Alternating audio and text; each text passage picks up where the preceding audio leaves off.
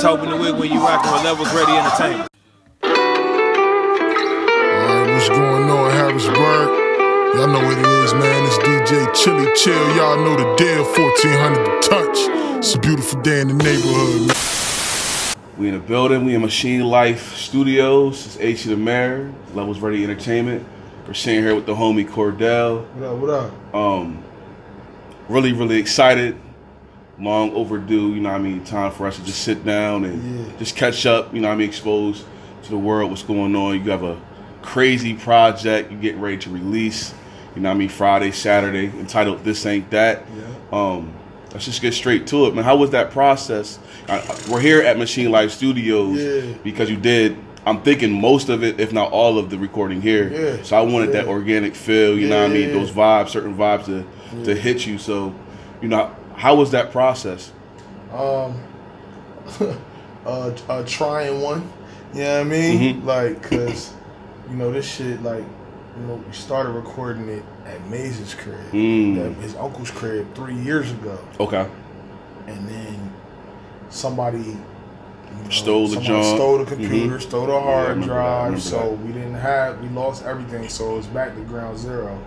And, you know, some of them joints we didn't have the stems for, you know, all this other shit. So we had to really start from ground zero. And then some of the joints that we already have recorded, like the joint with me and Scoop, you know what I mean? Like, that was, there's no stems intro for joint, that. right? Yeah. Right. There's no stems for that. Like, excuse me. And it sucks because we had so much, because he was supposed to be, you heard that joint. So, you know, I got the little Brandy. Right. Where he was supposed to be on all them joints because we had enough material, you know what I mean, to chop it up. But anyway, it took forever.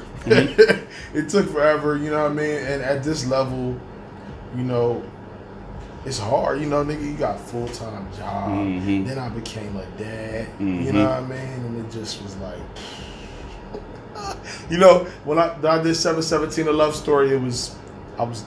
It was nothing going on. I was working, you know, my money was going towards me. That was it. Right. That was it. Right. Well, I know you talked about your son. I know you really you express that a lot. You know, whether it's on Facebook, you know, posting and your songs, things that nature. And I remember we had a conversation right before he was right before the baby shower. If you remember that summer, because we was getting ready for our, I believe it was the 4th annual Harrisburg Music Festival. And we was trying to get you. We had you on the bill, but then, you know, with the baby shower and all that. I do, okay. But I know that on this one, you have a song entitled Chapter 2, which goes off of the song Long Story Short, off of 717 A Love Story. Moving forward as a man, you know, how important is what your son will see, like these moments now, you know, and you kind of talk about it in the song a little bit. Like, I believe the line was, what am I going to say to my son when he asked me how I think, something like, one day he's going to ask, one day he's going to ask what I was thinking when I found it out. Right. So what is, I know it's more than motivation. I don't want to be cliche, but just tell us a little bit about that. Just that, right? I mean, you know, I think that it makes me more. I always told y'all, like, you in jail, like, y'all make me want to be more accountable for what I'm saying, you know, and be more responsible with my words. And just having a son, every time I write a song or every time I make music, I be thinking about, okay, if my son asks me what do this mean, I got to have an explanation. Right. So, like, I don't understand personally, you know, when these I mean, I do understand, because a lot of these niggas don't have kids, like the younger guys that are making music now, and they say a bunch of weirdo shit or some funny shit, and then we be like, what do that mean? And they be like, I don't fucking know, I just said it. You know what I mean? I can't, that's not my experience, because I want to be able to have an explanation. What do that sound like? I'm a grown-ass man, and my son like, what did you mean, Dad, when you said that? I don't know, son. What's the vibe? I don't think that, even though in the beginning you was, I felt like you always held yourself accountable when it came to your content, though. So it's not like now that you have a son, you feel what I'm saying? Like, I got to really focus in on making sure that the content is like, not degrading him, his mom, and other, you know what I mean, things of that nature. So and it wouldn't be like that anyway. But I mean, you're right. But it's just like, I just am more conscious of it now. Like, you know, I definitely don't try to clean my shit up because fuck it, you know what I mean? Right. But I definitely just know that, you know, he's my son, and he's, you know, just like I always had 150 questions for my pops, he's probably gonna, you know, have 155 questions for me. You know what I'm saying? So I need to be able to give him an answer, a decent answer. Right. So right. you know, I'm already prepared for them questions. Dad, what do this mean? You said that, you know. Especially this music, while he's a child, he gonna go back and hear it, cause you know the music is forever. Right. Right. If I'm, you know, if I leave for tomorrow, that shit gonna be here. Right. So with your song, another one that really like hit home with me was a Little Bruh. You feel what I'm saying? And you know, us as black men, we was just chopping up about, you know, me dealing with my youngins in school, and then you seeing, you know, 2 kids, and they was doing what they was doing. You know what I mean? You had to check them correctly. You feel what I'm saying? What was the writing process? What was the thought process behind Little Bruh? I'm gonna keep it 100 with you. That was the first song I wrote. I wrote that in 2015. So that was the first song I wrote for the project. That's how I set it off. My son had just been born. And, you know, in the context of the album, because it comes after chapter 2. I think it's the next song. So it's like you could look at it like, okay, my son is born. This is like kind of like a letter. You could look at it 3 ways. Like a letter to him. You could look at like a letter to just his homie, young niggas in general. And you could also kind of look at it to like a letter to a younger version of myself. Right. Like, cause you know, and I think I said something like that in the second verse where I was like, I remember going through things wishing I could hear this song, like wishing that there was, cause it's not a preachy song. No, not at all. It's not a preachy song. It's just because. Look, I know young niggas in the streets, you know, some of my niggas was young in the streets and doing all types of different shit. So it's just like, and a lot of my niggas wasn't. So it's like, and sometimes you be feeling like when you're a black man, a young black man, that you by yourself a lot of times, even when you with all your homies, you know, because everybody's chasing the Joneses or whatever the case may be. And I know that's how I felt a lot of the time. So, you know, that's one of the benefits of being a young parent. Right. You know, God bless my pops. I love him to death, but like he was older. You know, so there was a lot of things. There's just a disconnect. Right. It's 35 years in between me and my dad. You know what I mean? Now that's a lot of. That gives me the opportunity to feed off of a lot of that wisdom. You know what I mean? But because he got a 35-year head start of me, but it's only 23 years between me and my son. Right. So I'm a little more connected, a little closer. So you know, that's probably. To me, I think that's the most important song on there, and that's probably my favorite song. So, Kendrick Lamar, Mama. You know what song I'm talking about? To Pimp a Butterfly with the Layla Hathaway sample. First of all, it's amazing. Should make you want to cry, bro.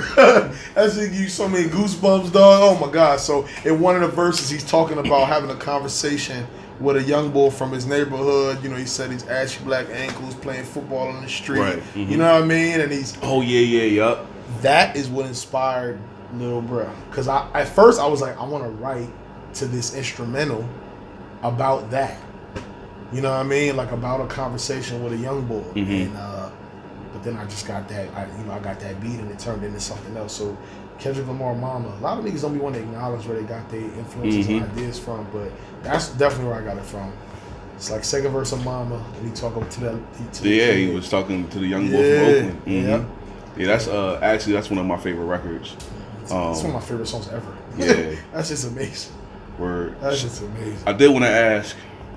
Now, when I caught wind of Cordell, was back in 2014. Moxie, Jealous. Yes, you were. And I had just met, you know, Maze. It's crazy. I caught one of Maze 2012. Kia Wilson, she had recommended him for our first music festival. But we already had everything booked up. So then we started following each other. You know what I mean? Started building a online, like, you know what I mean, relationship, things of that nature. And he had sent me over Moxie, and when I heard Jealous, But then when I seen when the We Got Skills joint, and I actually got a chance to put a face, Oh yeah, you feel what I'm saying, to the song. Yeah. That is like one of my favorite verses from you ever. Yeah, You feel what I'm saying? I really, really appreciate that. And I just want to know, do you have a favorite song or a favorite verse that you've ever done? And I mean, why? My favorite song is that thus far. I mean, not like I had this storied career, but thus far is a song called Catch 22 that I did over Erykah Badu's Other Side of the Game. I wrote it and released it on my 22nd birthday. You know, it was Catch 22. I was turning 22. Right. And it just is. It's not a real popular song because I wasn't really popular back then. So, you know, a lot of people that got glossed over a little bit. But Catch 22 is like, every time I hear it, I'm instantly brought back to where I was when I wrote it, the space that I was in, you know, and it just was it was a reflective time, but it was a positive time for me. You know what I'm saying? I was figuring out a lot about myself, and I was, you know, I had to sort of establish a sense of direction for myself, and Catch 22 is just, that shit was amazing. And I just lost a homie to, you know, a friend of mine to, you know, gun violence, and he was 22, you know, and it just kind of was like, I don't know, it was like, that to me is my favorite song. Got you. Yeah, for sure. Got you. Now I know that you have a really, really solid relationship with, you know, Ralston. Yeah. And I really appreciate, you know what I mean, first of all, I've always appreciated that Machine Life and Nosebleed being two different entities, y'all vibe so well together. You feel what I'm saying? What is, how big of an influence is, you know what I mean, Ralston and Machine Life's like culture in general? Not saying that, you know, you don't have your own identity. I know exactly what you mean. But you know what I mean, how important is their influence?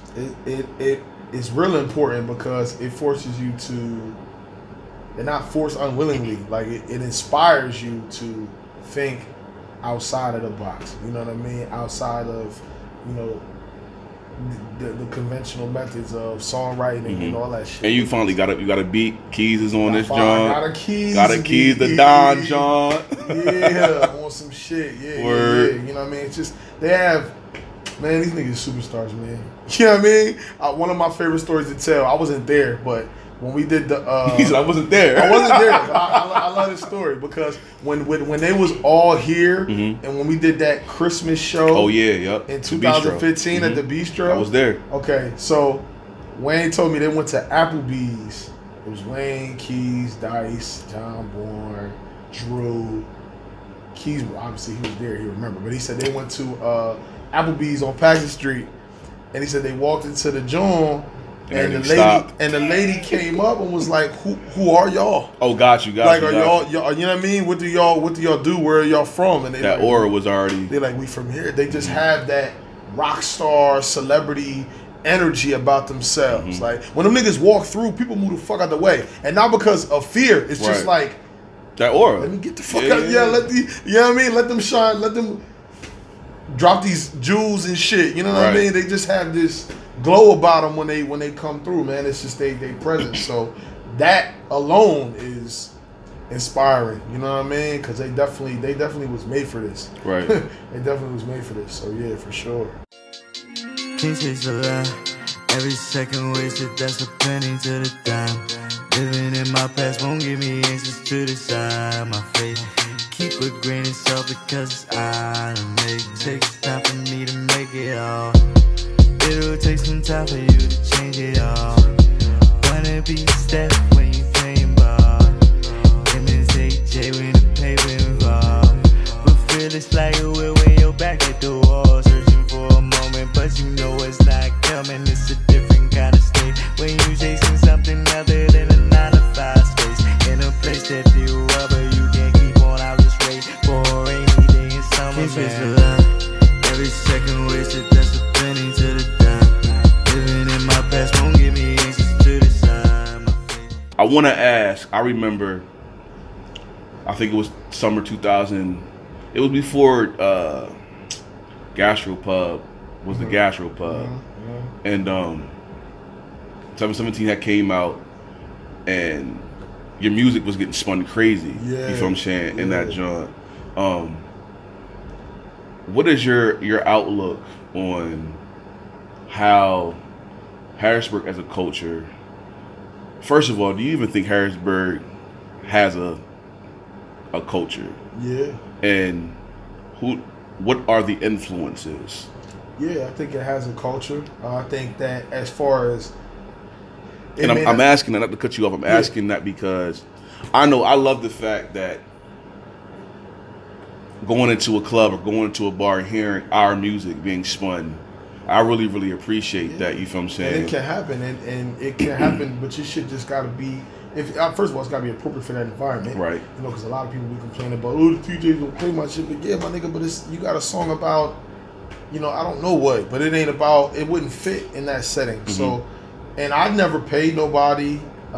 You know, shout out to DJ Showtime, shout out to DJ Abino, shout out to Big Mike, because they always, I mean, just before I even established a very solid relationship with any of those guys, they just were spinning my shit off the strength. And that shit was such an amazing feeling. The first time I heard about it, I wasn't even there. Right. You know what I'm saying? I remember you. You know, they called me, I was getting in my bed and out of sleep, and they like, yo, they just played this shit. And I'm like, yo, get the fuck out of here. And then, somebody, you know, Abe, oh no, damn, I don't forget who was, but it wasn't Abe, it wasn't Big Mike, and it wasn't Showtime. Could have been somebody, Cashmere? Nah, I think it was Gary. I don't know though. Oh yeah, it could have been. Yeah, and the D's. Suit and Tie. Yep, that was him. Yeah. That was him. Shout out to DJ Suit and Tie. That's who it was. I'm sitting there like, who the fuck was that? Yeah. He played my shit in Double D's earlier this year. You know what I'm saying? It's just like, it feels amazing. That's all especially for the first album, that's all I wanted to do was like get the, you know, just the love and respect of my peers. And a lot of people thought, you know, because a lot of my niggas be, man, this is a waste of fucking time. Nobody gives a fuck about, you know, we from Nowheresville, you know, we from small town USA. Don't nobody care, man. You know what I mean? It's like, but it's like, bro, like, we have something to bring to the table. Yeah, we've been bringing it to the table. It's like, you don't say that when fucking, because here's the thing, when Outkast was shopping a deal, when they were shopping Southern Players of Cadillac Music, they went to Russell Simmons and he said, don't nobody wear no country niggas rap. That's what he told Outkast. They're one of the few hip hop acts to ever go diamond. And he told them nobody wants to hear anybody from Atlanta rap. So it's like nobody cares until everybody cares. Right. You know what I'm saying? They told NWA, y'all not from LA, y'all from Compton for real. I don't want to give a fuck about niggas from Compton. They told NWA this. Right. You know what I'm saying? So it's like, I always am going to, you know, make them sort of references in my music, and I don't be forcing it. It's just, this is where we're from. Right. How could I not? You know what I mean? I'm not about to omit something and make it generic just so somebody else could relate. Jay-Z didn't do that for me. He was always Marcy this, Brooklyn that. You know what I mean? Facts. Like, come on, bro. Like, you know what I mean? Nas ain't do that for me. It was always Queensbridge this, you know. So, but then the retort is always, well, that's New York City. People care, man. Whatever, man. I'ma always, you know, represent, you know, speak on behalf of Harrison, Pennsylvania, Central Pennsylvania. You know what I mean? Because that is one of the primary influences. Why would I not? That's whack. You know what I mean? Like, that's what I'm supposed to say. I'm from Philly, you know. Right. Come on, man. Right. So what is the main objective? Like, where do you see This Aint That, you know, really like doing? Oh man, I don't know. That's always a tough question to answer. I just want to wanted to do the best it can. I always wanted to change my motherfucking life, but it don't always. It don't always. I'm gonna tell you one thing. I hope it does. Yeah, me too. You feel me? But one thing I hope it does is when these venues want to put you on a flyer and book you for a show, they cut you something. You feel what I'm saying? That's a little John. They'll get it. 4 or 5 days. Don't understand where that came from. But I really hope that, you know, it just doors continue to open for you. Like I said, I've been watching you since I've been supporting you like since 2014 when I really found out about you. You know what I mean? And I really appreciate everything that you're doing. Is there anybody else you haven't worked with, producer wise, songwriter wise, anything that you would like to work with? From the area, yeah. I mean, there's a lot of people, man. There's a lot of people doing their thing. You know, I haven't done this. I respect everybody's movement. Everybody hustle. I ain't did nothing with J.O. You know what I mean? And that's gotta happen. That's automatic. That has to happen. You know, but it's a lot of God, there's too many people to name. I really like Cut Up Entertainment, you know, what they do. You know, I really fuck with that shit. I really fuck with the boy Louis Loco. I like his energy, you know what I mean? And on top of that, I always like to say this about Louis Loco because I don't know a lot of people, they don't really know him. Right. But like, is he still out? Yeah, I think so. Atlanta? Down south, yeah, Atlanta. No, I think he's back. He's back? All right. But cool. That's a good guy. Like, you know what I mean? That was one of the first things that was made obvious to me when I met him. Like I didn't spent just coincidentally just spent an entire day and a half with that nigga, and he's like just a good dude, bro. You know what I'm saying? He just means very well. His intentions are good, and his heart is in the music. So you know, I fuck with him 100%. It's a lot of people, man. But one guy that's at the top of the list, because I worked with CB. You know what I mean? I worked with CB. I fuck with Papes. You know what I mean? He goes hard. Rich was like... He's hard to get up. Rich was like... Side note, I'm still waiting for him to text me back. Rich is like one of my favorite rappers. You know what I mean? Like, niggas don't know. Like, Rich and Cream, like... Yo, I remember because they used to come to my man Cool Davis's crib uptown. Shout out Cool. You know what I mean? On 4th and Seneca, sometimes come get a haircut. And we would, you know, Rich would come through. You know, he was always super duper extra fly. You know what I mean? I was younger, and we would freestyle. He would always like, you know, we would be going in, and he would always be like, you're rapping, you know, real smooth. Right. He'd interject something and fucking kill it. I used to be like, who is this fucking Chico DeBar's looking ass nigga? But yeah, I got to do a joint with Rich, man. And outside of the bird, the boy Kwame Katana is a fucking animal. He's such a monster. He's such a monster. He's unbelievable. Real talk. Like, hey, he nice, man. He dead nice. So Word. Word. Well, what can we I can't wait for you to drop this album, yo. Like real rap. Man, you got me hyped. Cause like, I mean, I'm feeling better about it now. Than I'm right now, it's official. It's super official. Before we sign out, is there like where can everybody? I don't want to say that's on the road. Where can we catch you at next? Where can we catch me at next? Shit, hopefully everyone's fucking weird. You know what I mean? Like, hopefully, man. Like, I'm just gonna try. I'm trying to just keep, you know. J.O. told me, like, when was this? Where was we at? Oh, we was at Anastasia's when you performed. And it was like 2 summers ago, 2016, like May. There was We Got Skills. Yeah, yep. And he was like, Cordell, keep pushing the line. You know what I mean? I'll never forget that shit. He was on stage and he shouted people out and he told me, keep pushing the line. It's hard, but I'm trying to continue to do that. You're doing what I mean? So hopefully I'm trying to be a monster. I'm trying to drop something else in July. Because nigga was unemployed for a month. You know, keep it real. Now you know what I mean? You moving and shaking now, man. Yeah. You back. So I was I finished the whole album from January to February. I just wrote a whole another album. I just got to record it. Gotcha. So it's more it's a whole different vibe from this one. It's more laid back, more relaxed, more summertime, you know, cookout, ride around. So more like 3 a.m. type Yeah. Gotcha. And I'm trying to do a Christmas EP because there's no rap Christmas EPs. Like, niggas don't do rap Christmas music. I mean, a lot of times because we don't fuck with Christmas like that. But I'm gonna put one out. It's gonna be called Henny and Eggnog. A little 5-track joint. Hopefully, solid. Man. Yeah. Bet. So listen, man. We appreciate you over here at Levels Ready Entertainment. No, thank you so much. I appreciate y'all. You know what I mean? Word. These guys are important. Appreciate Real talk. That. Word. Appreciate Real that. Talk. So you know what I mean? Instagram Live. Peace, love. Oh shit, yeah. You know, we over here. We try to do something, you know what I mean, halfway decent for you. So this weekend, man, be on the lookout. This Ain't That. Cordell. Peace, love.